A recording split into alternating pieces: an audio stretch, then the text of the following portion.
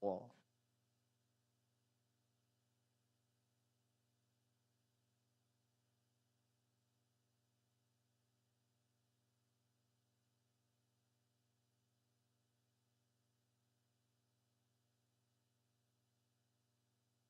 장면을 상상해 보시기 바랍니다. 어떻게 뱉으셨을까요?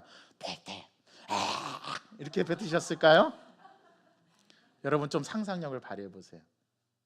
아니면 침을 막 입안에 침샘을 고이게 해서 침을 아주 정중하게 뱉어가지고 진흙을 이기셔서 그 사람의 눈에 바르셨을까요? 어떻게 바르셨을 것 같아요? 예, 전자입니까 후자입니까?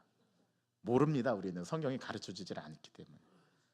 자, 예수님께서 침을 뱉어서 진흙을 이길 만큼의 양을 뱉으려면 얼만큼 뱉어야 될까요? 저는 이것도 생각해 봤어요. 적어도 진흙을, 여러분 제가 진흙 반죽을 해본 경험이 있거든요. 여러분 어렸을 때 학교에서 찰흙으로 공작 해본 적 있죠? 다 만들어 보신 경험이 있을 겁니다.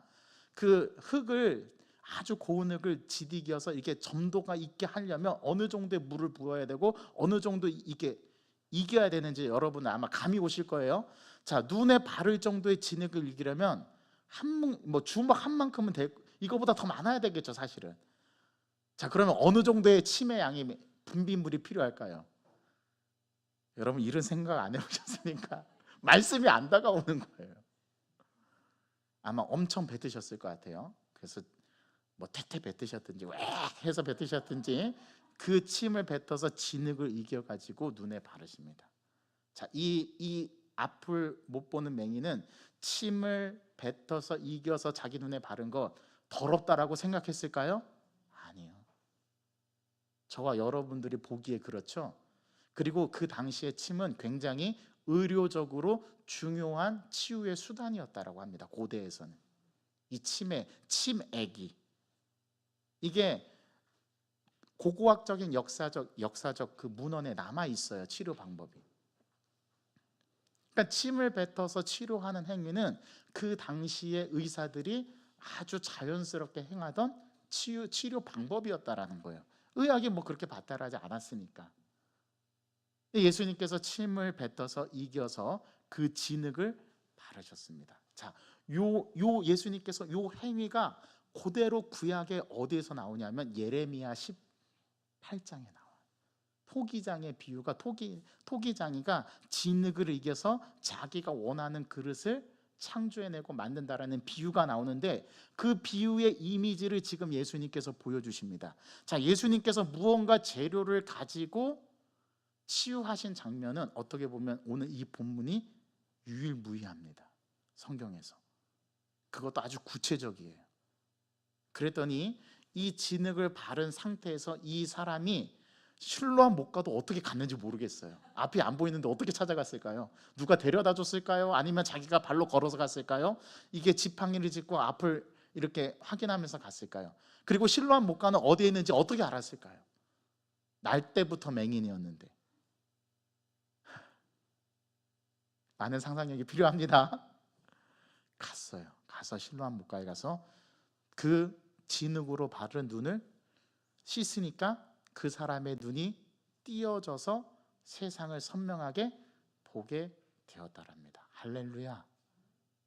여러분 우리는 이 지점에서 할렐루야를 외쳐야 됩니다. 어쩌면 여러분들 할렐루야가 아니면 유레카라도 외치십시오.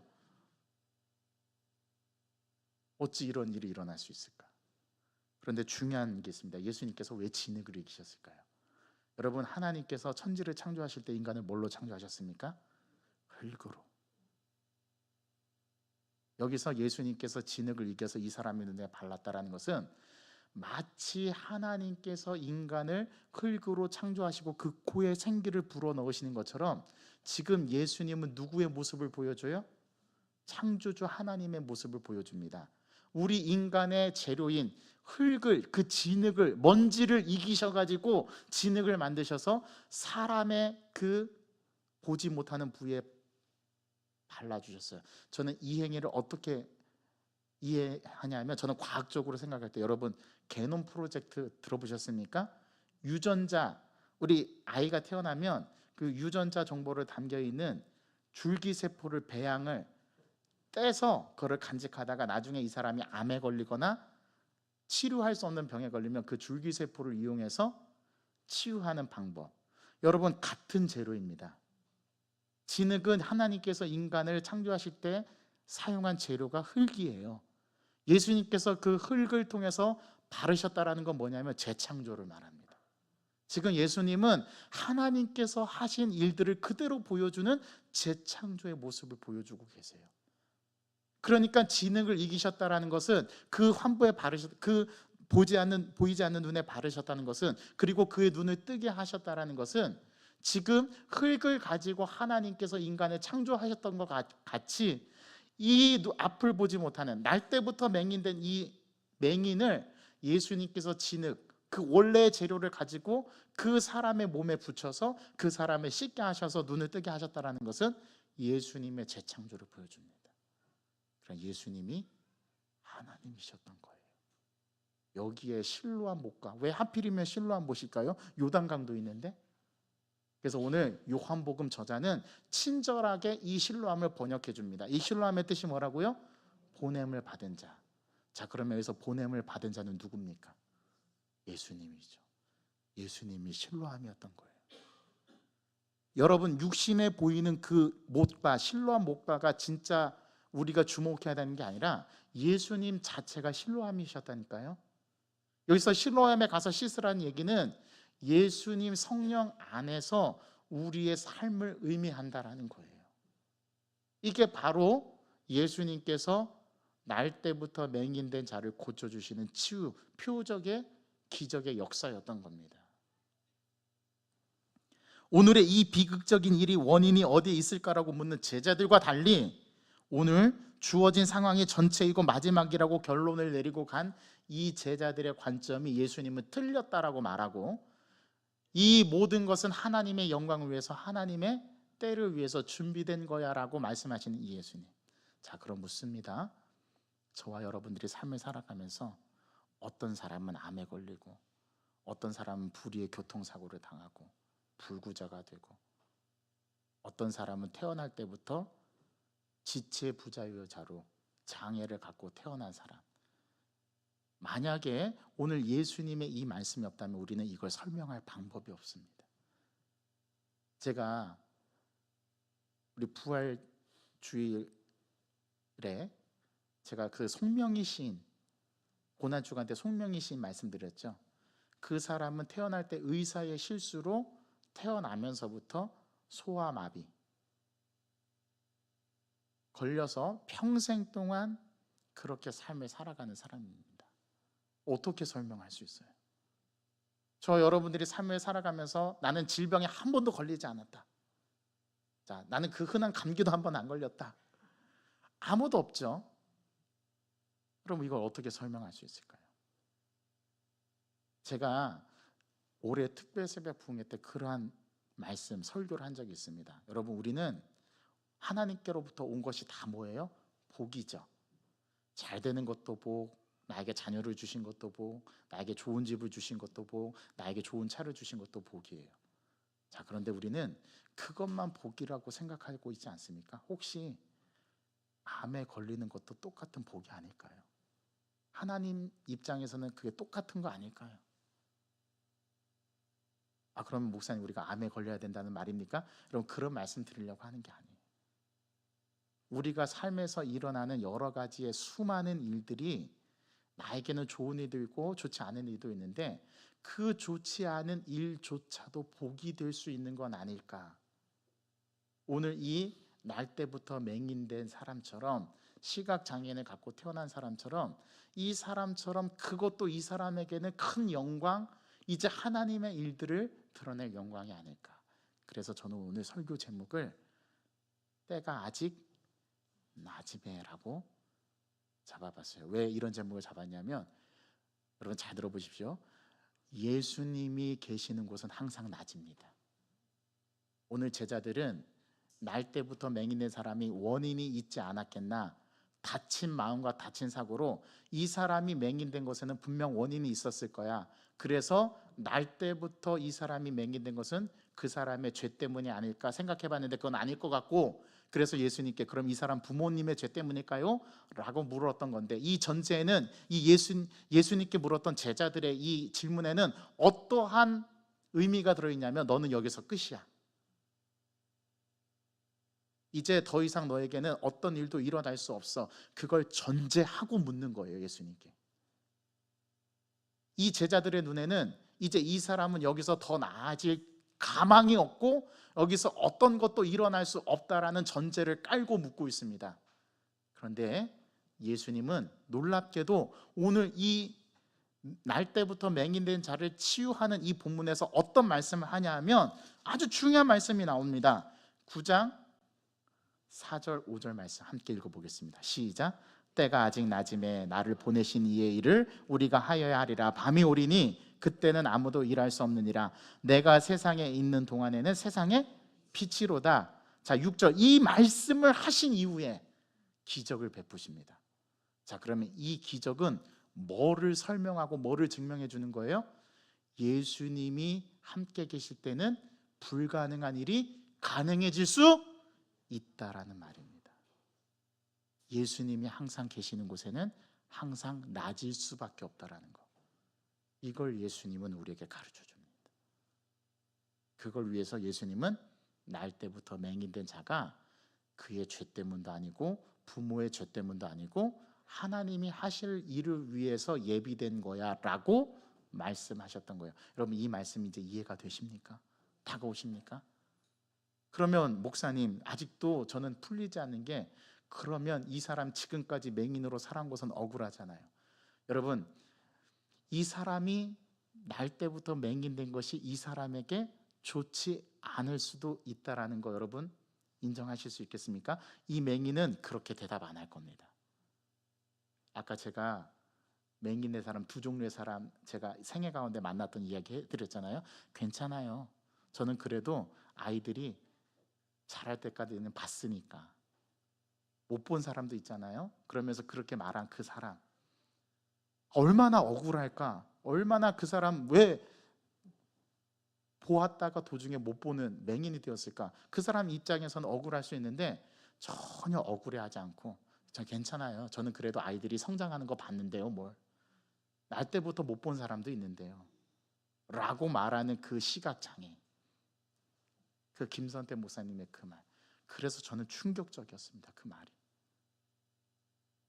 그래도 지금 자녀가 성장해서 결혼한 그 자녀를 보고 싶을 텐데, 손주가 태어난 것도 보고 싶을 텐데 얼마나 보고 싶을까? 그런데 그분은 괜찮대요. 그리고 그분은 행복하답니다. 아니, 앞에 안 보이는데 뭐가 행복하겠어요? 저는 그렇게 생각했는데 그렇지 않다라는 겁니다. 이 맹인은 차라리 못 보는 게 은혜였을 수도 있어요. 지금까지 안 보고 살았던 게 이 사람은 은혜였을 수 있었어요. 그런데 이제는 보게 되었잖아요.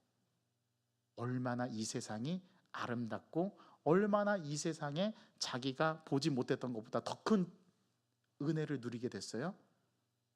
이전보다 더 좋아진 삶, 이전보다 더 나은 삶. 이 사람이 이걸 경험하게 된 거죠. 우리는 이 사람이 날 때부터 맹인이었으니까 불행하다. 이건 우리들의 시각입니다. 그래서 가룟 유다와 같은 사람들도 있는 것이고 베드로와 같은 사람들도 있는 것이고, 전혀 그와는 상관없이 처음부터 끝까지 죽을 때까지 행복한 삶을 살다가 가는 사람도 있을 수 있어요.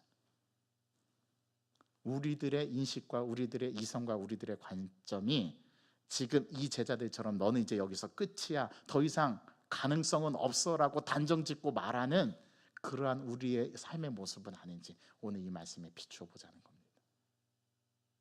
오늘 이 날 때부터 맹인된 소경을 고치신 이 사건, 그냥 저와 여러분들에게 다가온 사건이 아닙니다. 예수님이 계실 때는 항상 낮입니다. 이걸 기억하십시오. 예수님이 항상 계시면 나에게 불가능한 일도 일어날 수 있는 가능성이 열려 있다라는 사실. 제자들은 그 가능성이 닫혀 있다라고 봤는데 예수님은 아니다. 하나님이 하실 일을 위해서 이 사람이 존재하는 거야라고 말씀하신 제3의 대답이 있다라는 사실을 우리는 인정할 수 있어야 합니다. 이제 곧 밤이 온대요. 예수님께서 십자가에 돌아가시고 죽으시면 예수님이 없는 때가 옵니다. 그런데 지금은 예수님이 함께 있잖아요. 그러니까 지금은 낮인 거예요. 밤이 아닌 거예요. 우리가 예수 믿기 이전에는 다 밤이었습니다. 그러나 저와 여러분들이 예수 믿고 나서 하나님 백성이 되었을 때는 낮입니다. 왜요? 성령 하나님께서 나와 함께 하시기 때문에. 이 본문은 이걸 드러내주고 있어요. 예수님이 무엇인가를 우리에게 말해주고 있습니다. 예수님은 창조주 하나님이세요. 진흙을 이겨 그 사람의 눈을 뜨게 하시는 분이십니다. 예수님은 우리에게, 예수님이 함께 항상 계실 때는 불가능을 가능하게 하는 분이심을 오늘 성경은 우리에게 가르쳐주고 있습니다. 여러분, 이걸 믿으십니까? 그래서 우리 인생의 답이 하나님께 있는 거예요. 우리 인생의 모든 문제는 다 하나님의 손바닥 안에 있는 거예요. 하나님이 계실 때, 하나님이 함께 하실 때 우리에게는 항상 낮이라는 그 사실을 기억하고 제자들처럼 불가능한 일을 가능하게 하실 수 있다는 이 사실을 믿고 삶을 살아가게 되면 우리는 전혀 다른 삶을 살게 됩니다. 그런 삶을 사시는 저와 여러분들 되시기를 주님의 이름으로 간절히 소망합니다. 하나님, 우리는 제자들처럼 저 사람이 날 때부터 맹인된 것이 누구의 죄입니까? 자신의 죄입니까? 아니면 부모의 죄입니까? 라고 묻지만 예수님은 그것이 아니고 전혀 다른 제3의 대답. 그것은 그 사람의 죄도 아니고 부모의 죄도 아니고 하나님의 영광을 위해서, 하나님의 때 하나님께서 쓰임받기 위해서 저렇게 날 때부터 맹인이 된 거야 라고 말씀해 주십니다. 우리가 이성적으로 판단할 때는 그것이 뭐 그리 좋을 것이 있겠는가? 맹인으로 태어나서 지금까지 삶을 사는 것이 얼마나 불행하고 얼마나 안타까운 일인가, 우리는 그렇게 생각하지만 오늘 예수님께서 이 병자를 치유해 주시고 이 병자의 입에서 나오는 말은 우리가 생각했던 것과는 전혀 다른 놀라운 하나님이 함께 하시는 낮이라는 사실을 우리에게 가르쳐 줍니다. 하나님, 우리가 살아가는 우리의 삶이 낮이기를 소망합니다.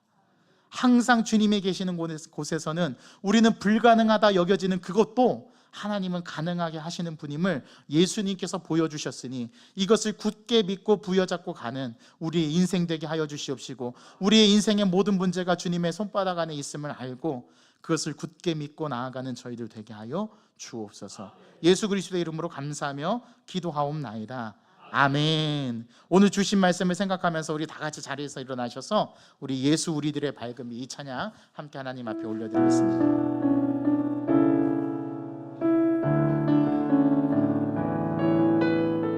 예수 우리들의 밝은 빛, 예수 우리들의 밝은 빛, 은혜와 긍휼을 베푸시는 주, 그의 길을 따라가는 주의 자녀들에게 항상 밝은 빛을 비추시네. 우리 좀 빠르게 부르겠습니다. 그는 구원의 주 하나님, 공의로 세상을 다스리